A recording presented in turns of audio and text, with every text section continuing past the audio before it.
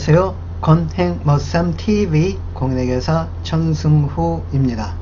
자, 이번 영상은 지난번 영상에 이어서 감정평가사 2024년 회계학 기출문제 중 첫 번째 유형에 해당하는 문제, 즉 공부를 좀 하신 분들은 충분히 시간 내에 풀 수 있는 그런 유형의 문제 두 번째 파트를 소개해 드리는 영상입니다. 바로 문제 해설 시작합니다. 자, 63번 문제는 유형자산 재평가 모형과 투자부동산 공정가치 모형을 비교하는 문제가 출제가 되었는데요. 간평은 2001년 초 건물을 취득, 원가가 만원이고 내용연수 5년, 잔존가치 없고요. 정액법 상각을 한답니다. 그러면 이제 번뜩 우리가 이미 익히 알고 있는 거 1년분치 감가상각 비용은 2,000원이다. 유형자산은 체크가 되겠죠. 또한 공정가치가 다음과 같을 경우 유형자산으로 분류하고 재평가 모형을 적용했을 경우 A와 투자부동산으로 분류하고 공정가치를 적용한 경우 이때 번뜩 떠오르는 게 뭐죠? 투자부동산 공정가치 모형은 감가상각 한다 안 한다? 그렇죠. 하지 않는다고 하였죠. 아무튼 두 개 모형 2002년도 단기 순이익에 미치는 영향 수익 비용 각각 구해 가지고 퉁치는 것이 되겠습니다. 자, 공부 좀 하셨으면은 A, B 둘 중 어떤 게 먼저 시간 내에 빨리 풀 수 있습니까? 그렇죠. 투자부동산인 경우 공정가치 모형이 더 빨리 계산이 되겠죠. 그래서 B를 먼저 계산을 하게 되겠습니다. 자, 아까 투자부동산 공정가치 모형은 감가상각하지 않는다고 하였습니다. 그래야요 작년도 말 공정가치 9,000원짜리가 올 11,000원짜리가 되었죠. 2,000원만큼 올라갔으니까 단기 순이익은 2,000원이 증가가 됩니다. 그래서 정답 후보는 3번과 4번이 되겠네요. 여기 2,000원 증가 보이시죠? 즉 1번 탈락, 2번 탈락, 5번 탈락입니다. 자, 유형자산만 구해주시면 되겠는데 아까 언급했던 것처럼 유형자산은 감가상각을 먼저 해줘야 된다 라고 하였네요. 취득원가가 만원이었고 그 다음에 감가상각 2,000원 빼면 1차 연도 말 장부금액은 8,000원짜리가 2001년도 공정가치 9,000원짜리가 되었죠. 그래서 올라갔으니까 재평가 잉여금 기타 포괄이익 1,000원 인식이 되겠고요. 2차 연도는 재평가에 9,000원을 기준으로 하여서 나누기 4 잔존 내용연수를 적용을 하여 2002년도 감가상각비 2,250원을 계산을 합니다. 하면 2차 연도 말 장부금액 6,750원짜리가 공정가치 11,000원짜리가 되었죠. 올라갔네요. 대개 작년도에 올라갔으면은 2차 연도에는 떨어지는 경우가 많이 출제가 되었는데 이는 올라가고 또 올라가는 경우입니다. 그래서 재평가 잉여금 4,250원이 계산이 되어서 결국 수익 또는 비용으로 처리가 되는 것은 재평가와 관련되어서 발생되지 않았네요. 그래서 1년 시간 지나간 부분에 대한 감가상각 비용만 나타납니다. 그래서 A는 감가상각 비용은 단기순이익의 감소가 되겠죠. 그래서 2,250원 정답은 3번이 되겠습니다. 자, 다음 문제 넘어갑니다. 다음 문제는 복구비용과 관련된 문제가 되겠는데요. 2001년 초 유료 저장고 취득원가 13,000 내용연수 5년이고요.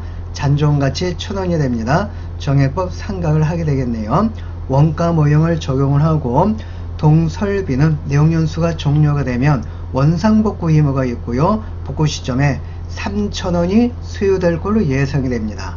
그럼 무조건 이거에 대한 현가 먼저 계산을 해줘야 되겠죠.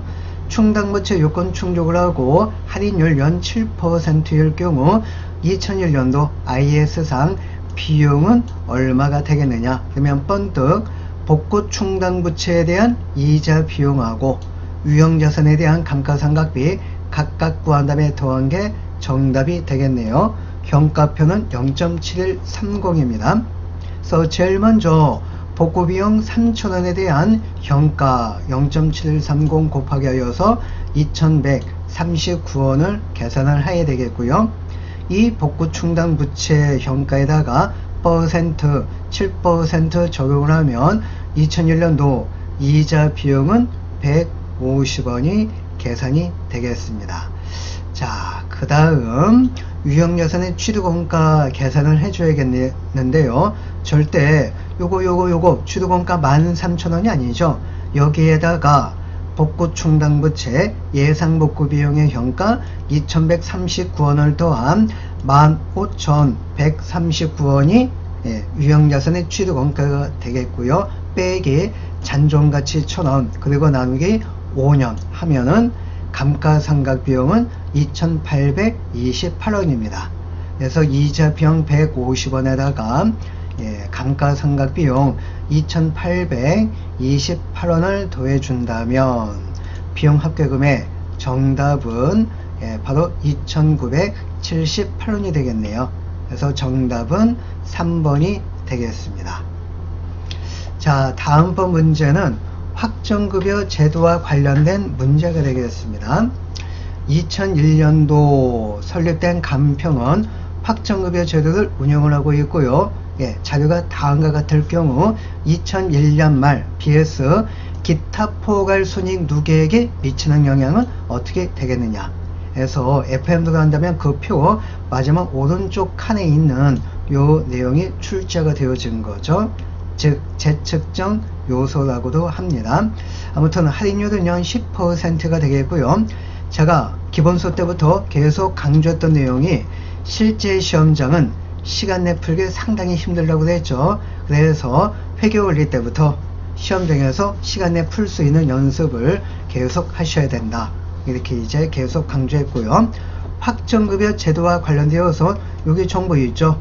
그래서 기초 금액에다가 증가 더하고 감소 금액을 빼면 12월 말 장부금액 바로 다이렉트 계산기 조작을 위해서 구해줘야 된다. 누누이 당부 부탁을 드린 바 있습니다. 자, 한번 해보죠. 그래서 기초 확정급여 채무 현가 12만원에다가 어떤 경우에 증가하느냐, 단기 근무원가에 의해서 증가한다고 했죠. 6만원 더해주고 또 12만원에다가 연 10% 적용한 12,000원 이자 비용만큼 대변 쪽에 확정급여 채무가 증가하고 또 언제 감소한다? 그렇죠. 퇴직금을 지급을 하면은 감소한다 라고 하였습니다. 그래서 기초 12만원에다가 6만원 더하고 12,000원 더하고 퇴직금 지급액 만원 빼면 12월 말 장부금액은 18만 2천원이 되고요. 18만 2천원짜리가 기말 확정급여 채무 현가 19만원짜리가 되었죠. 부채가 증가가 되었네요. 그러면은 마이너스가 되겠죠. 부채가 증가하면 안 좋다고 했잖아요. 그래서 기타 포괄 손실은 8,000원이 되겠고, 자, 똑같은 과정에 의해서 사회 적립자산을 구해주시면 되겠습니다. 기초 사회 적립자산 공정가치 9만원 주어졌고요. 언제 증가한다? 그렇죠. 기여금을 출연을 하면 증가하고 2만원 증가. 또 언제 증가하느냐? 기초 금액 9만원에다가 연 10% 예상되는 투자 수익만큼 증가한다 라고 하였습니다. 그래서 9,000원 더해주고 또 퇴직금을 지급을 하면 감소하죠. 사회 적립자산에서 퇴직금을 주는 거니까. 그래서 이렇게 증가 더하고 감소 금액을 빼면 12월 말 사회 적립자산 장부금액은 10만 9천원짜리가 12월 말 공정가치는 11만원짜리가 됐네요. 자산이 증가했죠. 자산이 증가하면은 플러스 효과잖아요. 그래서 사회 적립자산에 대한 기타 포괄이익은 1,000원입니다. 그래서 확정급여 채무에 대한 기타 포괄 손실 8,000원에다가 사회 적립자산에 대한 기타 포괄 이익 1,000원 퉁치면은 마이너스가 더 크게 되겠네요. 그래서 기타 포괄 손익 누계액은 7,000원이 감소가 되겠습니다. 그래서 4번이 정답이 되겠군요. 자, 다음번 문제, 네 번째 문제는 무형자산에 대한 말 문제가 출제가 되었습니다. 맞는 것끼리 모두 고르세요. 그래서 이렇게 짝짓기 문제는 설령 4개 항목 일부 모르는 게 있다 할지라도 정답은 찾을 수 있다 라고 하였죠. 자, 가나다라 다 분석한 다음에 정답 찾는 것이 아니고요, 하나하나씩 범위를 좁혀가는 방식을 취해주면 됩니다. 자, 가번 계속 했던 내용입니다. 유형자산도 똑같은 내용이 적용이 되어지는 거죠. 경영자가 의도하는 방식으로 운용될 수 있으나 아직 사용하지 않고 있는 기간에 발생하는 원가는 무형자산 장부금액에 포함한다? 아니라고 그랬죠. 후비용이라고 그랬잖아요. 이후에는 비용 처리한다. 즉 장부금액에 포함하지 않습니다. 그래서 가번이 끼어 있는 것은 정답 탈락이 되겠네요. 1번 탈락, 2번 탈락, 와우, 3번까지 탈락입니다. 기분 좋다. 그래서 4번, 5번, 요게 이제 정답 후보군에 올랐네요. 자, 나번은 공통사항이죠. 분석할 거 없어요. 그래서 다 또는 라 둘 중 하나만 알아도 정답을 찾을 수 있다. 자, 답안도 기본서 때부터 계속 했던 내용입니다. 한 번 비용은 영원한 비용이다. 생각나시죠? 그래서 최초에 비용으로 인식한 무형 항목에 대한 제출은 그 이후 무형자산 원가를 실효성 있게 측정할 수 있다면 무형자산 인식할 수 있대요. 안 되죠. 한 번 비용은 계속 영원한 비용이다. 그래서 답안이 껴있는 4번도 탈락이 되겠네요. 해서 5번 정답이 되겠습니다. 그래서 가구 그 다음에 다 요게 이제 틀린 내용이고요. 나 그리고 라가 맞는 내용이 되겠습니다. 그래서 나번도 유형자산도 똑같은 내용이죠. 종봉급여 유형자산, 무형자산 원가에 포함을 시킨다고 하였고, 라번 이거 제가 기본서 진행을 할 때 새로운 뉴죠. 영어로 한다면 뉴비 그렇죠. 뉴자가 들어간 거, 새로운 자가 들어간 것은 비용으로 인식한다. 무형자산 원가에 포함하지 않는다. 생각나시죠? 아마 이거 수십 번 했을 겁니다. 자, 그 다음번 문제는 유형자산 교환과 관련된 문제입니다. 종합 문제가 출제가 됐네요. A쪽, B쪽 반점. 자, 문제 한번 읽어보죠. 간평과 한국은 사용 중인 유형자산을 상호 교환 취득. 한국의 유형자산 공정가치가 냈죠. 간평의 유형자산 공정가치보다 더 명백하대요. 그래서 간평 쪽으로 본다면 저쪽의 공정가치, 신자산의 공정가치법을 적용을 하는 거고, 한국 쪽으로 본다면 한국의 공정가치가 더 명백하다. 구자산의 공정가치법을 더 적용을 해주면 되겠습니다. 또한 간평은 한국으로부터 추가 현금 3,000원을 수취하였으니까 한국 입장에서 본다면 현금 3,000원을 지급을 한 거죠. 아무튼 두 회사의 장부금의 공정가치가 다음과 같을 경우 간평과 한국에 각각 인식할 유형자산 처분손익은 어떻게 되겠는가가 출제가 되었습니다. 자, 간평 쪽으로 본다면은요, 신자산의 공정가치법, 한국의 공정가치가 더 명백하다고 하였으니까 신자산의 공정가치법을 적용을 하는 거고, 한국 쪽으로 본다면 구자산의 공정가치법을 적용을 하게 되겠습니다. 한국 쪽을 먼저 한번 살펴보죠. 장부금에 8,000원짜리가 공정가치에 7,900원으로 떨어졌죠. 100원 떨어졌죠. 그래서 한국 쪽의 손실은 100원입니다. 그래서 정답 후보는 1번과 4번이 되겠고요. 간평 쪽 신자산의 공정가치법이라고 했죠. 그래서 간평 내 쪽이 저쪽한테 준 거 장부금액 만원짜리 자산을 주고 저쪽으로부터 7,900원짜리 자산을 취득을 하고, 아까 또 돈을 3,000원을 받아왔다고 그랬죠. 그래서 7,000만원짜리 구자산을 주고 저쪽으로부터 7,900 그리고 현금 3,000 또한 1,900원을 받아온 겁니다. 10,000원 주고 토탈 1,900원을 받아왔으니까 900원만큼 싸게 샀죠. 그래서 간평 쪽은 처분이익이 900원이 발생이 되겠습니다. 그래서 정답은 4번이 되겠네요. 자, 요건 이제 기본서 때부터 처음엔 그림으로 이해를 시켰고요. 그 다음에 한두 번 복습해 보니까 어려운 거 없었죠. 그래서 이제 문제를 읽으면서 그림이 연상이 되면서 바로 다이렉트 정답을 쏙쏙 뽑아내었습니다. 기본서 객관식 문풀 과정까지. 그래서 이제 교환 쪽은 뭐 어려움이 없는 점수 무조건 확보를 해줘야 될 그런 부분이 되겠네요. 자, 원가 회계 쪽 넘어갑니다. 2024년도 간평 원가 회계가 좀 다소 어렵게 출제가 되었습니다. 그래서 이제 쉬운 문제는 두 문제만 수록을 했고요. 나머지 문제는 두 번째 유형에 해당하는 문제, 즉 공부는 했지만은 시간이 좀 다소 걸리는 유형의 문제.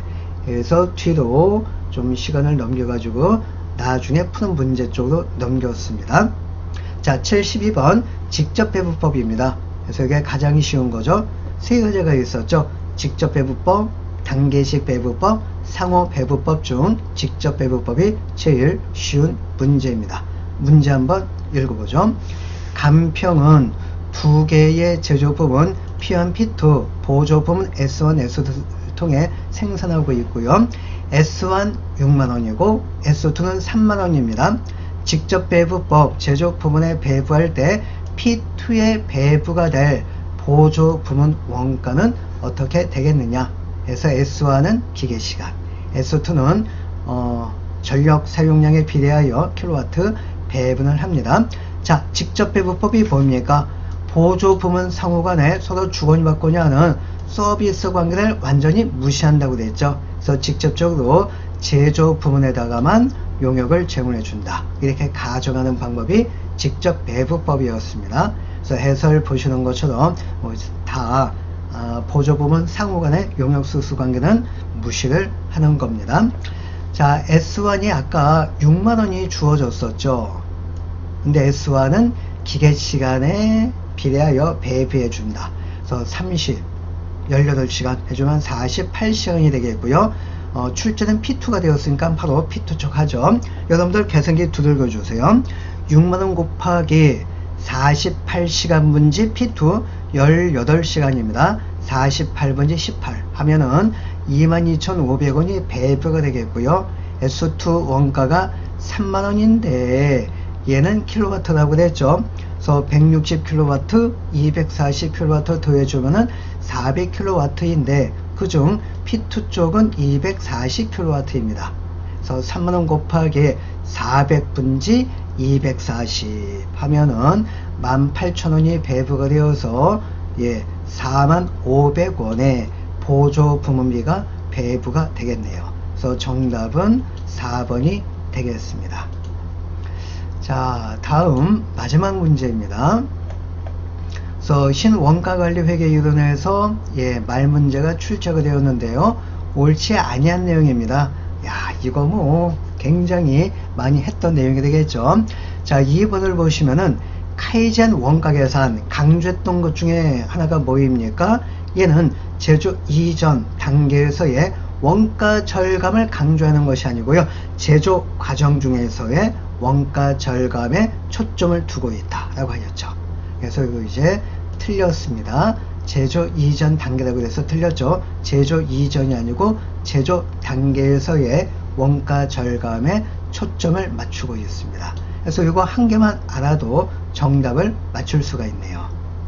자, 그래서 이번 영상은 이것으로 이제 마치겠는데요. 아무튼 이번 영상에 의해서 첫 번째 유형에 해당하는 문제를 다 살펴봤습니다. 그래서 다음번 영상에서는 두 번째 유형에 해당하는 문제를 두 파트로 구분을 하여서 또 소개를 해 드리도록 하겠습니다. 자, 구독, 좋아요, 알림 설정 부탁드리고요. 다음번 영상에서 다시 뵙도록 하겠습니다. 감사합니다.